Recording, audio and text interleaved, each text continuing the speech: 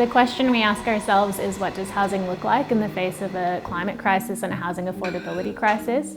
We knew it needed to be right-sized, sustainable, low in embodied energy, livable and lovable long-term, and a place that puts people first. Nightingale Village is in the heart of Brunswick with other kind of Nightingale projects that form a bit of a precinct area. And Sky House is sort of the threshold into the village, so it's the first building on Duckett Street. At Breathe, we always say, build less, give more. And some of our philosophies are really present in this building. So electrification is a super big one for us. So we've got 120 kilowatts of solar on the rooftop of the village, and we've got induction cooking, so the building is 100% electrified and connected to certified green power.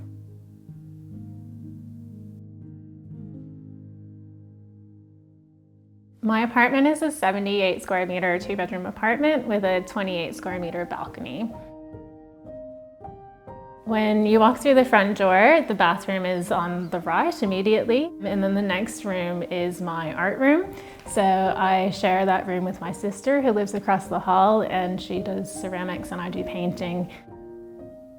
And then the next room on the right is my bedroom.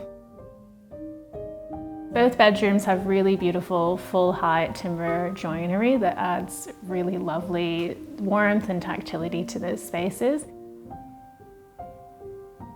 When you walk in, you get an immediate sight line to this timber veneer joinery, which has a small landscape painting that was my mom's and is really precious to me. And then on the left-hand side is a custom piece of joinery that I got built once I moved in. The motivation for building it was to house a piano. It adds a real sense of joy to this apartment, and my little niece across the hall takes her piano lessons here. It really feels like a family home because of that piano to me. Also in that joinery is my record player. You come into the living room, and the living room has a really cozy feel because it's surrounded by other pieces of joinery, so it backs onto that sort of dividing wall. It's also enclosed by the elevated balcony, which gives it a sunken lounge feel. Something I really love about the living room is the way it's oriented to the kitchen and dining room. So it gives it a really social feel. And in this apartment, I've chosen not to have a TV, and that has really liberated the arrangement of the furniture so that everything can kind of face one another and nothing faces towards a wall. When we talk about right-sizing apartments, we're always interested in what can we take out. So when it comes to living in, a small footprint, we think about what can be shared amongst the building and amongst the community. From a spatial perspective, we're always looking at how we can give more to the living areas. And so we've taken out second bathrooms and laundry rooms. In place of a laundry room within the apartments, we've got a shared communal laundry on the rooftop. For an apartment, it's got a super generous kitchen, and I really love how much bench space there is because I am really big into cooking and entertaining, and sometimes have Thanksgiving dinners with 35 or 40 people here. So it's really amazing to have such a long bench to lay out so much food and have so many people around. When you move onto the balcony, there's a step up, and the step is the height of a bench seat. So that creates a really lovely place to perch, and it's actually the perfect spot in the winter to catch the sunlight. So that's where I always sit and have my morning coffee in the winter. And then when you move onto the balcony, there's a planter to the perimeter, and the planter has irrigation in it, which means despite my neglectful gardening, it's always thriving, and lots of beautiful pot plants as well. Biodiversity is super important to Breathe, and we always talk a lot about landscaping and how we contribute more to the area that we're building in. So we really love to focus on green facades and green roofs so that we can bring birds and bees back to the areas where our buildings live in and really connect people with nature.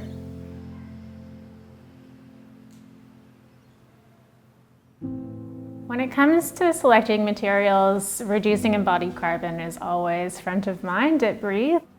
We really think deeply about the sustainability of the materials we're specifying and where they're coming from.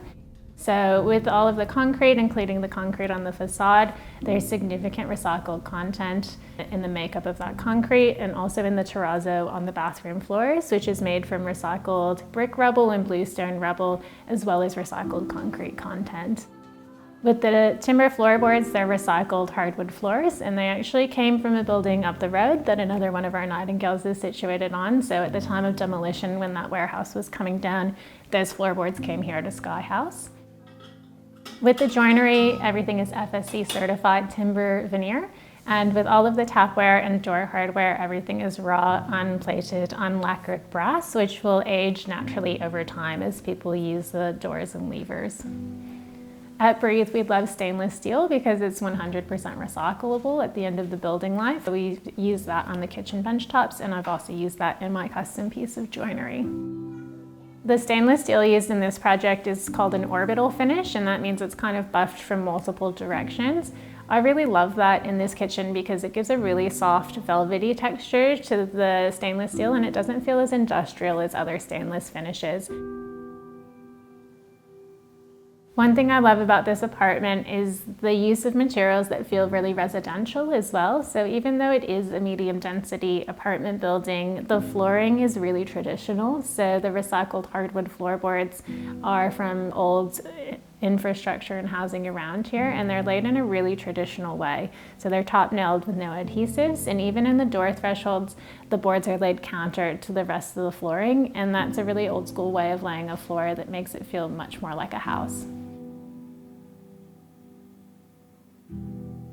We also know that color can really impact people's moods, and I think surrounding yourself with color that resonates with you can be really powerful. So for me, in my apartment, it's painted with colors that really relate to my personal narrative.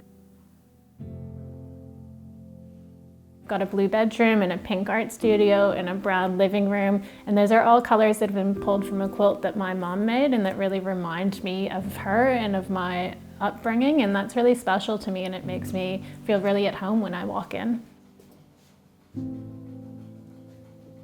I think when it comes to making apartments super livable and lovable long-term, it all comes down to access to amenity.